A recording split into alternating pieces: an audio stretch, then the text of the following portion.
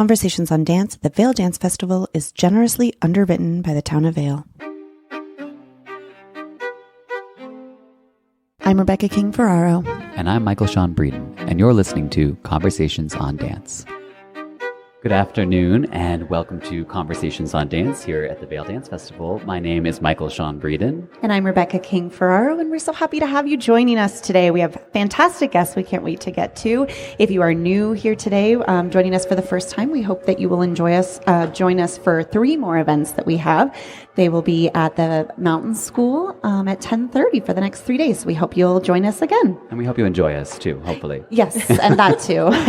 So we have not one, but 2 artists in residence with us, Jamar Roberts and Sara Mearns. We're so lucky to have you both.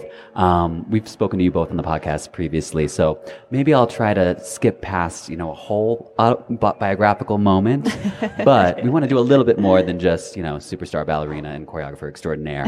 So let's start with Sara and hear how your journey to New York City Ballet, and I guess what has really kept you there, why it felt like a logical home for you as a dancer. I mean, growing up, New York City Ballet was always in the forefront of training. I mean, I remember my teacher, Miss Ann, she did a take on Serenade called Blue Danube, and we were all in the blue dresses. And so it was and we had the SAB poster on the wall in the school. So it was always like, and she told my mom she needs to go to SAB. She needs to get to New York. So it was sort of just like the natural thing. And then as soon as I got to New York and I got to the School of American, I just was like, New York City Ballet is like the best thing I've ever seen. We would go every night to a show and see everything. And then that just became all you wanted. Like your goal was to get in New York City Ballet. Right. So that was sort of, yeah. You always had an incredible drive and ambition, and I think it's kind of unfolded in ways you probably couldn't have even expected. Like I remember for Sara and I were at the School of American Ballet together, and the workshop featured the White Swan pas de deux, and I knew that was Sara's favorite thing, but she didn't get to do it that year. She had other fantastic principal roles, but then it's like, maybe in that moment you were disappointed, but then literally 2 or 3 years later, you were doing the full-length ballet at State Theater as your big breakthrough. So, yes. But that was totally coupled with not just your talent. It was very obvious that your ambition and drive and work ethic were pushing the talent forward. Yeah, I mean, I had that from a very young age, and that also actually came from my tap teacher, because we would not, besides ballet, we would also do tap, jazz, lyrical, song and dance, and all these things, and we would go to competitions, but we weren't going to competitions to win. We were going there for the experience of performing and also the experience of rehearsing something and getting it to the point where you feel like you can perform it on stage. And there were so many hours in the studio, and I think that sort of translated to, as a professional, like I'm always a student. Like I never feel like I've made it or I got it or I hit it, or like there's always something there that I need to work on. And that came from a very young age because we were always working for the next thing. So I think that's sort of what keeps me going now. Yeah. Are you still tapping at all? No, but it was funny. When Damien, like, you better when we were keep that talking quiet about things to do, I was like, well, I used to tap. And he's like, okay. Well, we'll think about it. So good. Jamar, how about you? Tell us a little bit about your journey into choreography. Oh, choreography.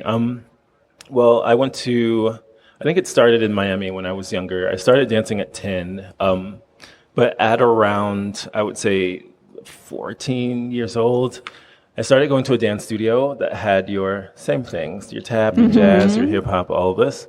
But my teacher was really creative. She would just make stuff. And it was sort of like her practice. And her favorite thing was getting all of her favorite dancers in a room and just making the wildest piece that she possibly could. And I kind of inherited the spirit of creating from her. And then for me, it just turned into creating just for the sake of it, just to kind of feel my own body moving in space, having agency over my own body, and not always having to do someone else's steps. listening to various types of music and seeing how I can interpret those in my own body. It was just really kind of like a fun personal practice for me. I called myself like a closeted choreographer for a really long time. But it wasn't until I went to Ailey, and I was still doing this. So whenever I had extra time, whether after rehearsal and between rehearsals, they'd always see me like noodling around in the back of the studio. And then my boss one day asked if he could hold the camera for me because I would always film everything that I did. And then after that, he was my boss. He was kind of like, oh, you have a gift. And then he kept pushing for me to make work. I think the first thing I did was a concert called Ailey on Ailey, where the dancers would choreograph on each other. And then after that, he encouraged me to do a piece on Ailey 2, which eventually happened. And then later on down the road, I did my first piece on Alvin Ailey American Dance Theater. And then later on down the road, they appointed me as resident choreographer. But it all came out of the spirit of not even me wanting to be a choreographer or wanting to, it was just me wanting to create and just kind of enjoying the act of doing and feeling and Sounds like it was very natural for you. Yeah. It seems like since the pandemic, you have really exploded. You're doing so much. You just recently worked with Miami City Ballet, where we are from, and also with Martha Graham. So tell us a little bit about what those experiences have been like for you. So wild. Because like I said, I never intended to be a choreographer, really. So when I get these opportunities and they have all of this visibility, in the beginning, like I started doing this work at like dance stopped and I started. It was a really weird thing during the pandemic.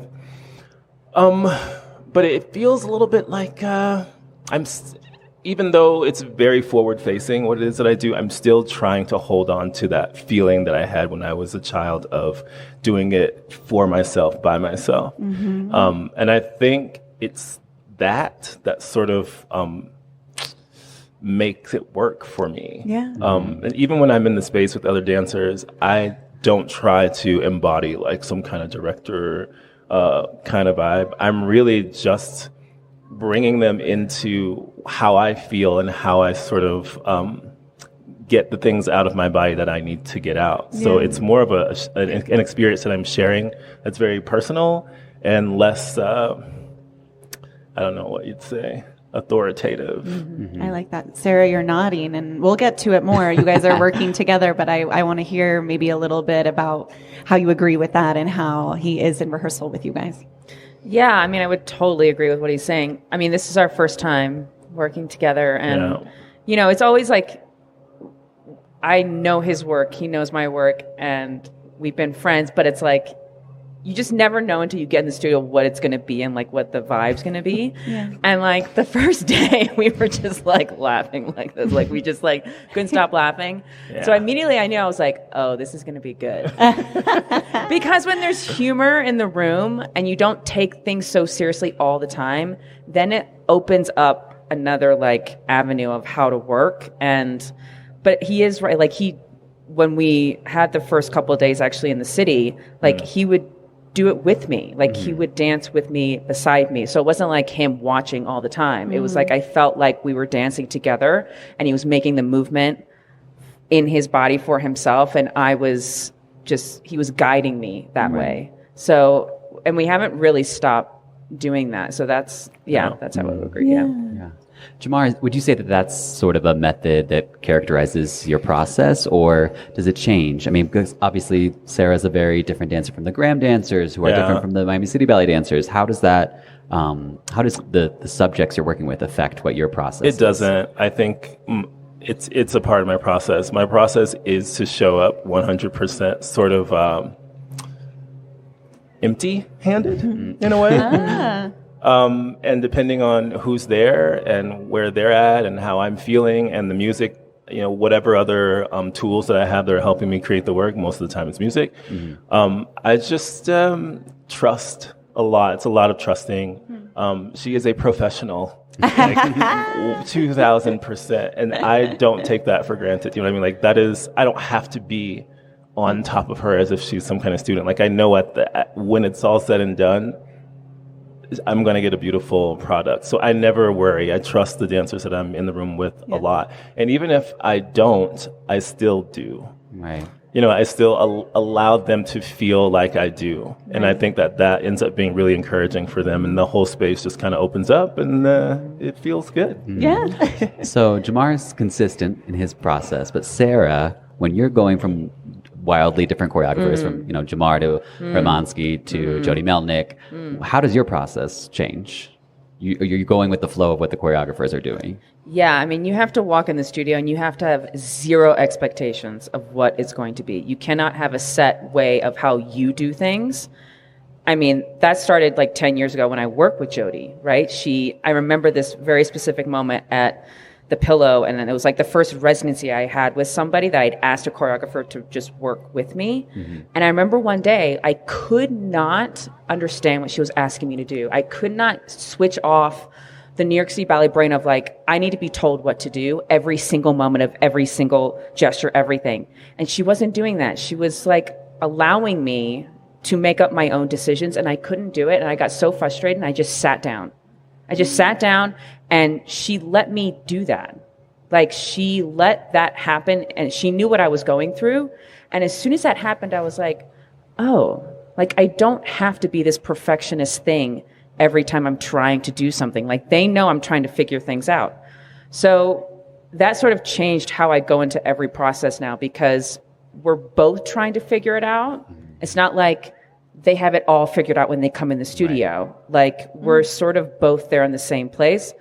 And I just really have a very open mind of what is going to happen. And, I've been in a process with like Beth Gill, who we made a solo that was 17 minutes, but it took 3 years to make it because of what her process is. Like, we would do something, go away for a couple of months, come back, and still work on the same arm gesture.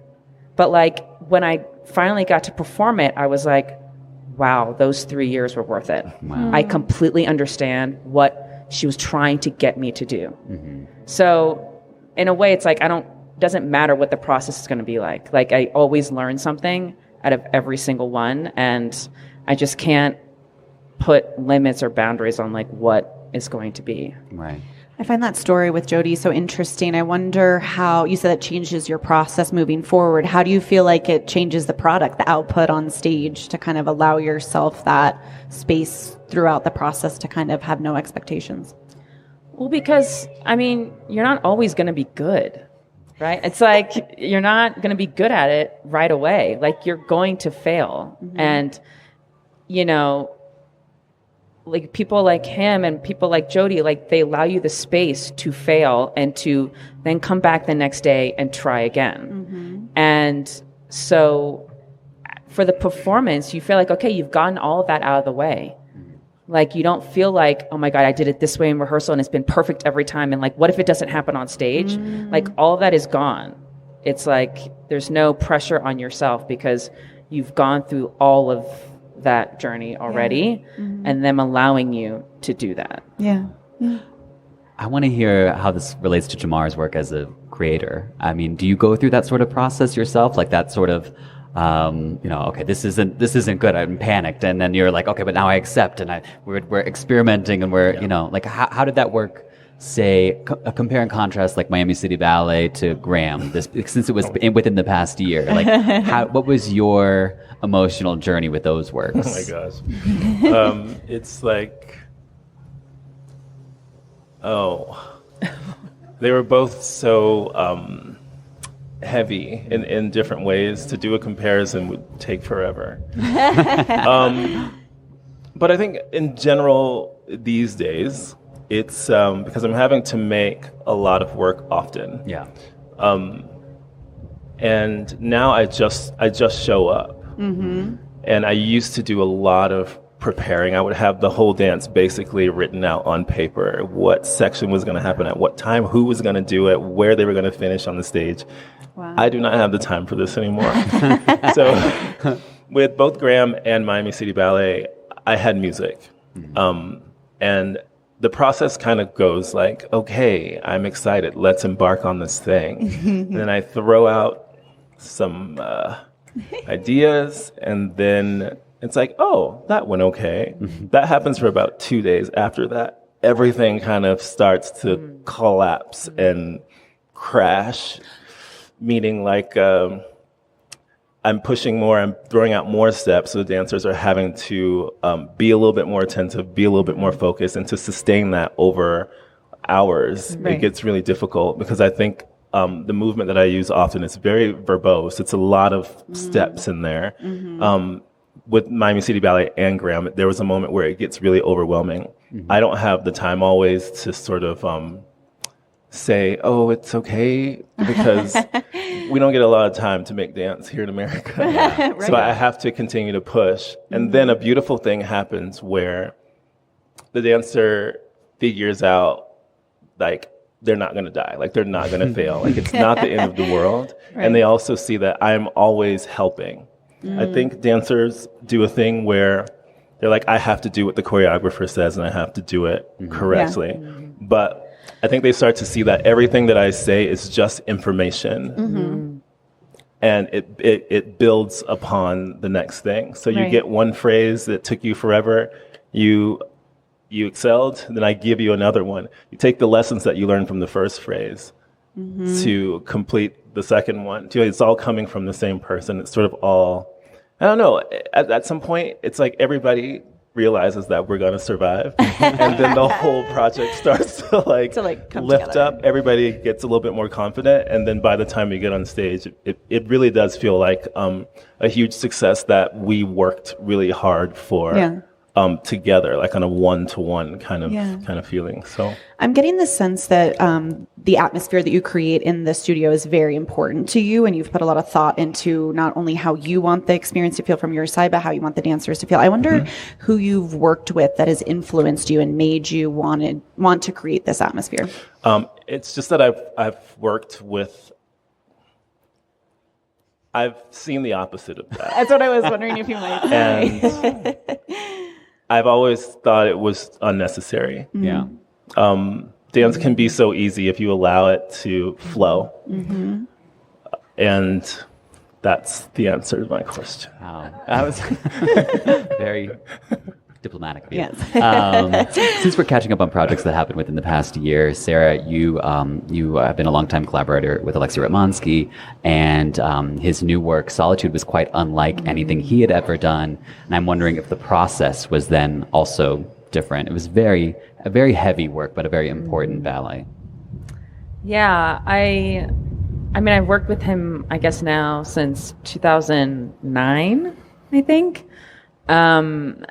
And he always comes in the studio pretty confident. And he's actually one of those ones that it is literally all done in his head, like a TV when he comes in and like on a little notebook. But this time, and he never explains to you what it's going to be about. There's no information given to you, which is fine. It doesn't matter. You figure it out along the way. But this time he actually sat everybody down and I was like, oh, this is different. Okay. And he told us what it was going to be about, because I think it was so personal to him what it was, and about the war, and about this specific photo, and how he related to it. And he wanted us to feel the gravity of that, and to have a little information of why the steps he was giving us, what they meant. And then after that, it was about the dance. It was about the choreography. After that, it wasn't heavy. It was just him again creating every day, giving us everything. But then at the end, I mean, I slowly started to figure out what my role was. And like the day of the premiere, some of the corrections he gave me, I had to actually turn around and cry, because I didn't want him to see me cry. Because some of the corrections he gave me were, he says, your chest has to be open. He said, hope is coming from here.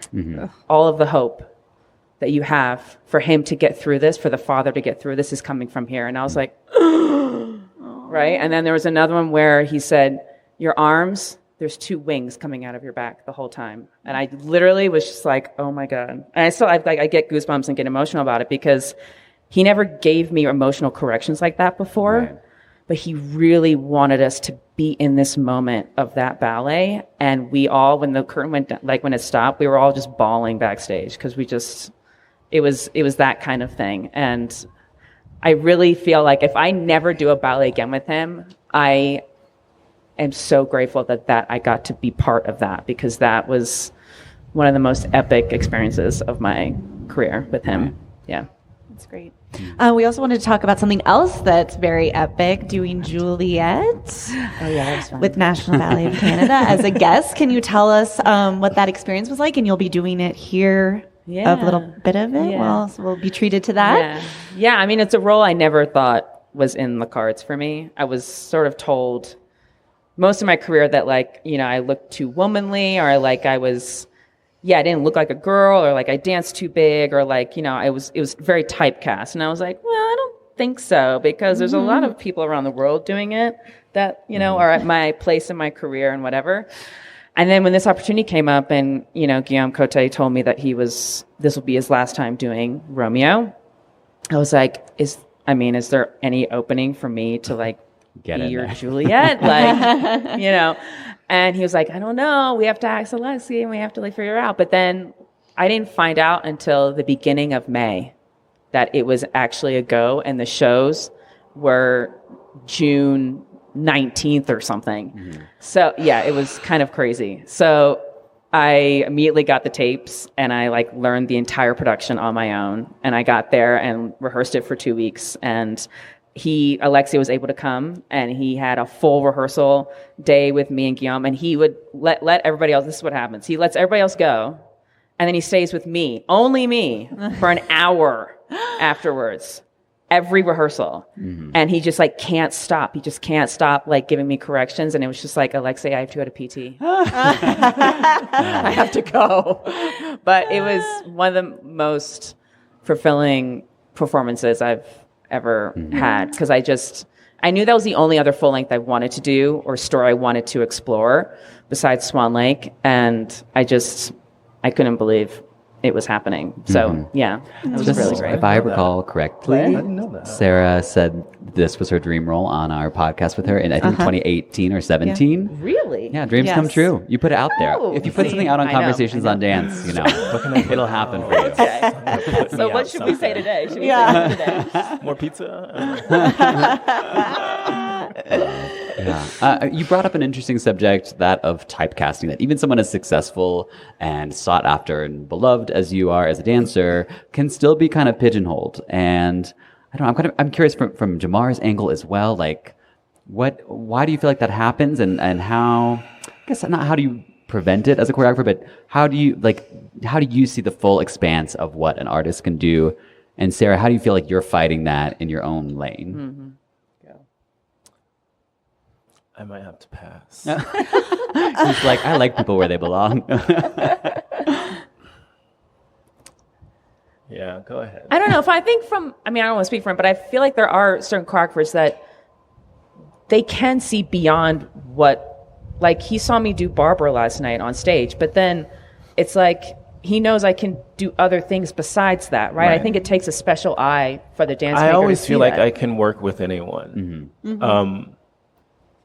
And I always feel that everybody has something special to offer. And I know that sounds like sort of cliche and kind of Barney-like, but I think it's really true. I think if you allow the space for people to be themselves, you'll see it. Yeah. And I think oftentimes people in the front of the room, they don't always allow that space. And so it creates a type of caginess. Right. Sometimes I feel like every dancer has there's like a code to be cracked, or there's and you have to sort of figure out what are the things that they need in order for them to rise or to open up. And sometimes it takes time and sometimes it doesn't. But for me, in my experience, it always happens for the dancer. And I think it's because I just allow them to be who they are, because I think that is the beauty of working with individuals. Do you know what I mean? It's to let them be the individuals that they are. Yeah. And it's my job to sort of mold and shape and have that exchange, and then something beautiful blossoms out of that. I'm always trying to create beauty at every moment when I'm creating, not just the end result, but in the act of creation as well. And a lot of times it's really in the smallest things. Yeah. This is making me wonder, because you were saying at first, when you first started choreographing, you had a clear picture in your mind of what everything was going to be, and now you don't have that time. And I wonder if that might affect the way that you're able to let dancers shine, because when they're in front of you, maybe you're able to get something different. I wonder how that's changing the end result for you. Yeah, absolutely. On paper, I can't account for how a dancer is going to respond to a certain phrase or a certain part of the music. So being able to let loose of a lot of the restraints that I place on myself has definitely benefited my work, for sure. Yeah. All right, let's take it to the Vail Dance Festival. Okay. We'd love to hear how you both found out, how you got the call from Damien that this was your year. Artist in residence. I was in the office. I went to the office because he had asked me to. How did I get there? I think he asked me to create I don't know. I just knew that he wanted me to be a part of the festival, so I went to the office for us to discuss what I would actually do in detail and who would actually be involved. And so we were kind of tossing dancers' names around on paper.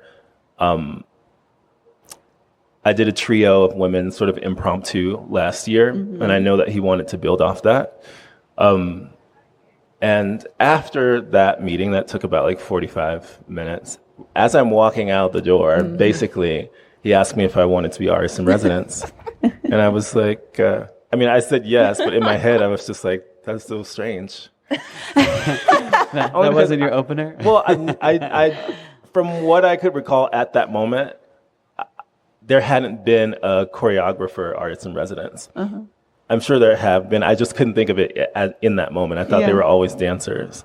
So I don't know. I thought it was cool. I mean, I love to take sort of opportunities where I feel like I get to go out and represent my work like as myself. Oftentimes I'm always connected to a big institution. Sure. You know, it's like Jamar Roberts of Bailey, or Jamar is doing a piece on Graham. So whenever there's beautiful. Wow. Whenever there's the opportunity for me to go out and represent myself and my work as myself, I always think it's really awesome. So I'm glad to be here. Yeah. How about you, Sarah? I mean, I was just telling him, we were joking on the golf cart how I found out, but We were just talking about it, actually. he calls me in January because I knew I was coming to the festival, but like he always calls and says, all right, Sarah, like, what do you want to do? Like, because I have to sometimes, because I got sick with the mountain sickness 10 years ago, like we're sort of careful on like what I do. So he was like, what do you want? What are you thinking? And I was like, well, sort of the same, like easier things. And he was like, well, Heather and I were we were wondering if you wanted to be artist in residence. I was like, huh? And then I was like, are you sure? Like, am I too old for that? And he was like, no, Sarah. And I was like, okay. He was like, no, we want to do it to honor you. And I was like, okay. So that's sort of how I found out. And I think I was sitting at Lincoln Center somewhere. I think I was at the Film Society or something getting, I don't know, lunch. And I was like, really? It was unexpected. Yeah. Sure. Yeah. Like he doesn't ramp. He just I wonder how it's changing your experience this year at the festival, because you've both been here in the past. And so how is that making it a little different for you, Sarah? Start with you. Well, usually I only have 2 shows, Right. which I'm I just want to be here. Right. Just be in the mountains. So the 2 shows are fine. So that changed to I think I have 8 shows. Yeah. But, everything I'm doing is very important to me. And that's what we made sure that, and also a lot of the things I'm doing, I've done before.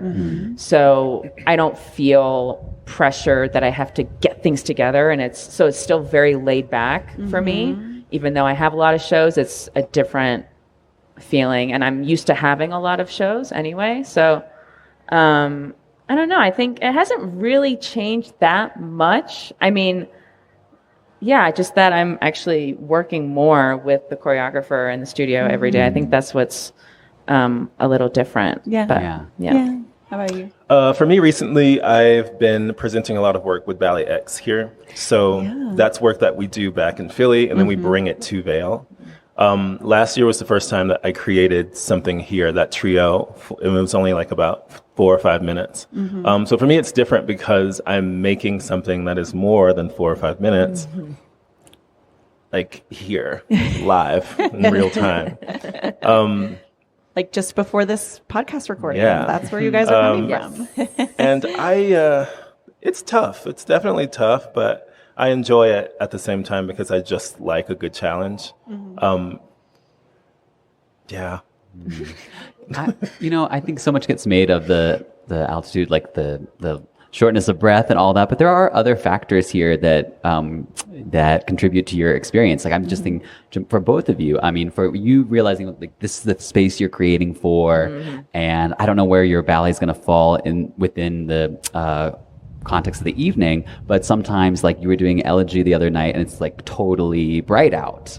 You can see the audience's faces in a way that's unusual. So there are components like that to the Vail Dance Festival that make it unique, and I'm kind of wondering how that factors into your experience, both creating and then releasing the product. Like, I mean, let's just go to Elegy, for instance. Yeah, I mean, it's also interesting, like performing outside. It's always you're always dealing with the elements, right? Like opening night, there was a massive thunderstorm that happened, and then there was like a double rainbow, and it was like, this whole thing that I think really did contribute to the performance and how we felt about being out here, and then and you have to deal with the temperatures and you have to deal with that. But I think there is something really, really beautiful about performing outside and having literally the garden behind you with flowers, and yes, being able to see people's faces, but you don't really, sometimes it is nice to do that because, I do like to see the responses. I do like to look at people's faces. I do like to connect in that way and feel their energy. Sometimes when, I'm so used to performing in a house that's dark, so you can't feel their energy, you can't see what's going on. So it is nice to have that experience. I think it enhances and it changes how I perform. I don't go about it the same way that I would in a regular theater. Right. And I need that as an artist. I need to be challenged like that. Yeah. I feel extremely exposed here. I love the dark box of the theater. I love, just cover me. That closeted creative I spoke to you about earlier, like the spirit of that is still very much alive in me. So yeah, I always feel very kind of like everything is seen and everything is just kind of like just blown out and kind of open, and like the work that I'm having to do is to sort of gather that feeling that makes me feel comfortable. I don't know if it ever really happens. Well, I wonder too, like when you are creating a piece, you're probably thinking generally, if you're going to be in a theater, thinking about what's going to be in the backdrop, what the lights are going to be. And so here, when it's something completely different, how is that factoring in? I'm not thinking about that at all. I mean, we have the wonderful Brandon Baker there who does lighting that I work with all the time. And so I wonderful. just, in my mind, that's all taken care of. He's taking care of it for you. Great. Sure. I love it. Brandon is so great. I mean, it was so illuminating to me to watch Serenade, which is where, if you've seen it 1 million times in a proscenium theater, it's very specific. But at Vail, the lighting design for the final exit of the Waltz Girl was just so gorgeous and poignant in a way that I'd never noticed before. So there are all sorts of opportunities for many different types of artists to kind of explore here. Yeah. Can you tell us a little bit more about what you two have been cooking up in the studio? We have some music. We have some tumbling passes that we're doing. We're very inspired by the Olympics right now and Simone Biles. What? That's so fun. I love that. Yeah, our references, they run the gamut. And but Caroline Shaw is singing, I think, along with Tavon. Yes. And is it a new piece of music? No, it's old music of hers, but it's so beautiful. The way she uses her voice is just, it's magical. And so there's that trio that I did last year of the three women, Aji, Olivia, and India. And I'm basically expanding on this. So the structure is solo for Sara, trio ladies, all the ladies. And like I said, I arrived pretty much empty-handed. And so every day we're sort of teasing out more and more of who the piece is and what it's saying. I don't have a title. There is definitely a vocabulary that seems to be very prominent. Every piece that I make always has its own sort of way of moving, because I just like to move in different ways. And I think certain music makes me move in different ways. And so this one is, it's interesting. I'm actually not even thinking very much about it. I know that there is a deadline, and I make sure I have a goal for every day. Like I need to complete, this amount of minutes or whatever it may be. And the rest, I just kind of go with the flow, and what arrives, and I just keep building off of whatever feels good. Really, it's really intuitive process for me most of the time. I think what's cool about this is that we're dealing with text and words. It's not just sound. That. Right. That. That. And so I feel he is responding to some of the words that she's saying in the song. So that also helps us. And I think that's cool for me because I don't usually get to perform to words like that. It's always just orchestral or, just musicians. So that's also very cool. And it's going to be live, right? Yeah. So that's also a very interesting element because she's going to be doing what she's doing and I have to respond to that. So, it's all going to come together. Wow. You've thought that far ahead. What? Cool. It's so fun to talk to you guys while you're still in the middle of the process because I feel like so many times it's like, here's what it's going to be because it's already finished and it's just fun it's so Vail to still be working through all of it and hearing about the process is so fun. I feel like it really all comes together on Sunday and Monday, right? Thanks for letting me know. I don't know. I feel like it's just because, we are making something from the ground up that we can't expect to know when it's going to be finished. But, sure. Yeah. So that will be on the Now Premieres program this coming Monday. Are there other things you're looking forward to here at the festival? I know, Sara, you'll be dancing a lot more than that. Does Elegy come back, or we're done with Elegy? I think we're done with Elegy. But we have Romeo and Juliet Parada. Yes, we have Romeo and Juliet Parada on Friday. And then I think the Saturday at 5 o'clock, I'm doing an excerpt from a ballet called Ives Songs from Jamar Roberts that I did back in 2008. It's very, very beautiful. Devon is going to be singing. And then on Saturday night, I'm doing Mass that was choreographed by Bobby Jean Smith, a solo that was actually choreographed for Vail in 2022, with Devon Tyne singing as well. Yeah.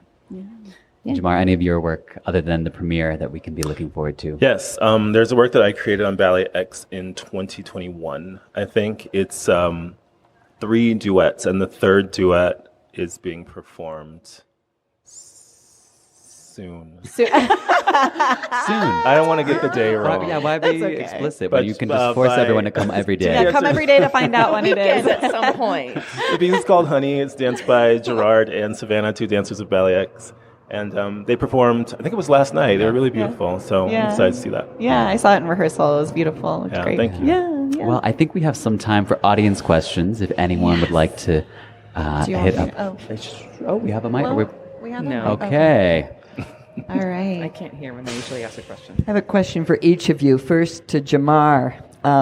We saw Honey last night, and I love the music you chose for it. Thank Many you. people my age grew up on Rodgers and Hammerstein soundtracks, and so the new arrangement. And so I was interested to hear you talk a little bit about that choice of music for the piece. For me, I knew I wanted to use piano music, and the things that are the piano music that are in the forefront normally when it comes to, I guess, dancey piano music, I just didn't want to use. I often use a lot of jazz music in a lot of the work that I do. And so I just found Don Shirley. I'd never used his music before. And I just listened to a ton of his work. And it's gorgeous, gorgeous, gorgeous music.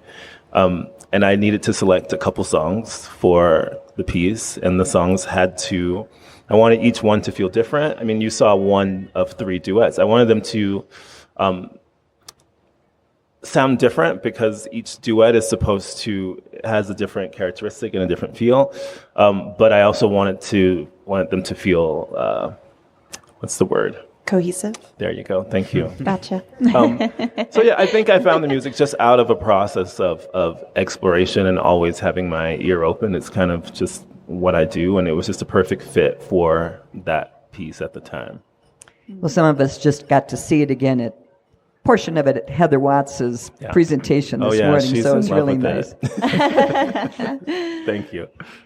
And then, Sara, you've done some amazing solos. Mass was mentioned, and elegy, and so it's like, do those pieces really speak to you, or are you in danger of having a new kind of stereotype? That's funny. That's good. No, I mean, I think it's always an honor to have a solo made for you. I think in these situations, it's sometimes easier because, to get everybody together to have a group piece is much harder. I like to do that when I'm in the city, for a big upcoming project that I have. It is going to be a lot of people, and I love dancing with groups of people.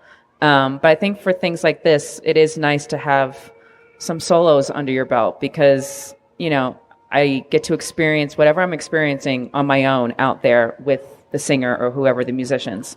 And there's a freedom in that I really, really love experiencing because I don't have to rely on anything else that's going on. It's just whatever is happening right there with me in that moment. Are you able to tell us what that project is that's coming Nope. up? Oh, man. Okay, stay tuned. All right. Any other questions? Oh, we'll get to you. Don't worry. You're okay, next. I'll go ahead. I believe you were spoke to these guys or spoke with those guys last year too. Jamar, is that right? Yeah. And I asked a question about how the process goes and, and I'm the audience member who is kind of a neophyte who sees this stuff once a year maybe. And so I really, really loved the 2 sentences that you put in the program about the text describing honey. And it, kind of resonated with my wife and I because we're of a particular age. And so, we wanted to know whether or not what we saw on stage, which was, that helped me understand what you were doing, those 2 words. And it really resonated with us. And so, first of all, is my plea for audience members to give us just a little bit of a hint. Another example is the whole fawn story. It's, if you don't know about the mirror, you really, as a neophyte, you really have no clue kind of what's going on. And so any guidance you can give to the viewer, I think is really appreciated. So I hope you'll think about that going forward. And just a comment to Sara, I've only seen you here where it's all solos and they're all really dark and heavy. I'd love to see you dance and some other stuff. So I hope this thing that you guys are doing is like that. We'll see. We don't know. They're not sure yet, maybe. Next question right behind you. Hello, this is such a treat for me to see you both. Sara, question for you. Can you hear me? Yes. Sara, so I'm reminded of COVID, when we all lost the things that we loved. And for me, watching dancers online just brought back something that I love. So I'd just like to ask you, what got you through that? All of COVID, you mean? Well, I think what got me through it is that what was great is that I was one of the only dancers that stayed in the city. A lot of people immediately got out, and I wasn't able to. But because I stayed there, most of the institutions just were trying to think of what to do. What can we do? What can we get out there for people to see? And so there was only a few of us that were able to really do that. And he did it. He was doing films. And so I think that's what really got us through, is that they were helping us continue. And I did so much. I think I worked more that year maybe than I ever have, because everybody wanted to do something. And I was just open to everything and anything, because I just wanted to keep dancing and I wanted to keep going. And I didn't want to believe that, like, you know, this was going to go on forever. Like, I just needed something to hold on to. And I think maybe some points that maybe like was to my detriment maybe at the end, but during the time, I was just so grateful that the institutions were making things happen for the dancers and the artists. And no matter what, like, we were making something out of nothing. And I remember at one point I was rehearsing with Justin in the parking garage of Lincoln Center. Like, that was our studio. Like, because the film we were going to do was going to be outside at 1 a.m. in Chinatown. And I needed to know, like, what it was going to be like. So, like, we just found a parking lot because no one was here. There was no cars. So it was sort of extraordinary when I think back on, like, what we all did to, like, make things. And it was everybody collectively doing it. So that's sort of what got me through it all, I guess. Beautiful. Yeah. The mic is coming to you. Sorry.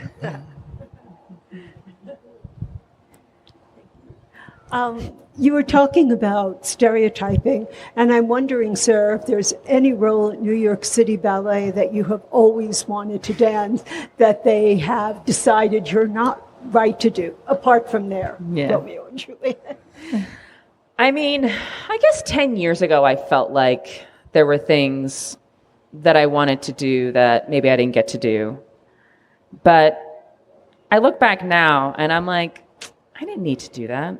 Like, I don't know. Like, I think because when you're a certain age, like, you want to do everything, no matter what it is.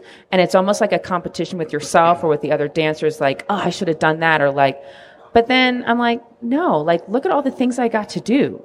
You know, it's not like I was sitting around not doing anything, right? Like, I was on every night. I had 2 ballets a night, every night. And so now I look back and I'm just like, that was so, like, feeling like that was so not worth it.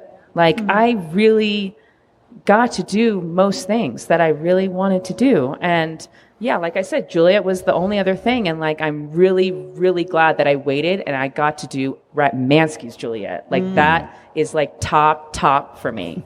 So, like, I think timing is everything. And you just have to, like we say, like, you just have to stay open and, like, put it out in the universe and then it will come to you. But I think, I don't think I've looked back and I'm just like, damn, I wish I could have done that.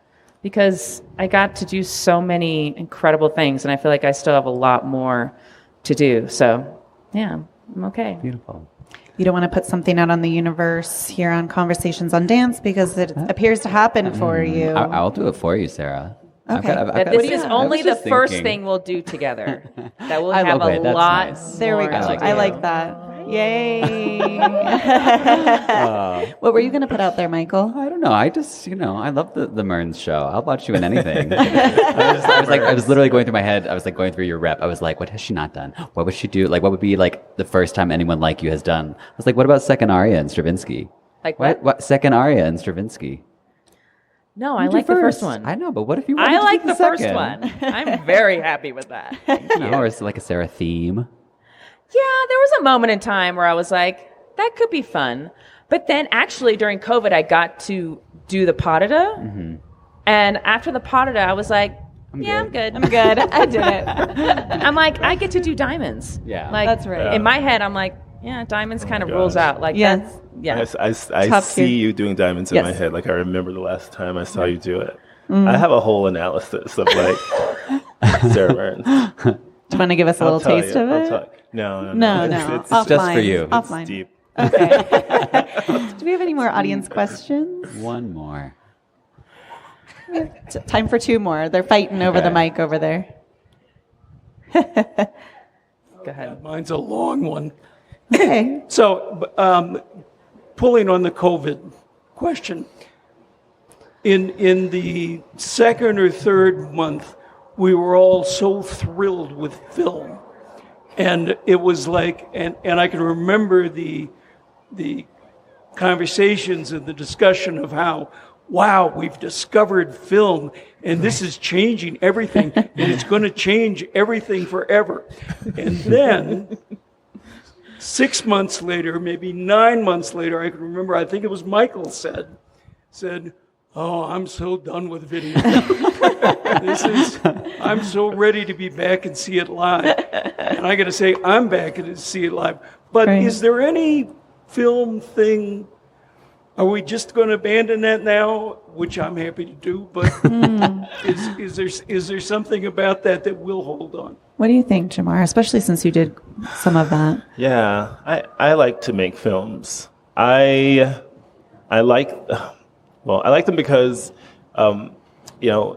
this is you seated in the audience, and this is the stage way over there. And there's things that you just can't see, Right. There are like these little small nuances in expression and body movement that I think are really beautiful on camera. I would love to do more work, not me being the subject at all. I'm good. But if I could make more films, I think that would be great. I don't always have the time. And the way that they sort of come about, the ideas with me, it's like I really have to be inspired. Sure. And it's been like, I don't know, maybe 2 years now since I made the last film. I feel like everyone just maybe needed a break from it and then it'll come back. What do you think? It was a necessity. Right.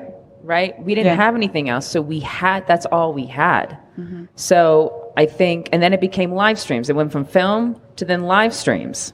And then it went to small audiences, and then it went to this. But I think people are still really interested in doing films. I think there's a way to integrate. It's just now, I think it's true. We did need a little break, but now we're thinking about films differently. Mm-hmm. It's not, I think it gave us a chance. Like his film that he did for the Guggenheim, we were all just like, are you kidding me? This is insane. Mm-hmm. But again, I don't know if you would have done that if it wasn't for COVID. You wouldn't have.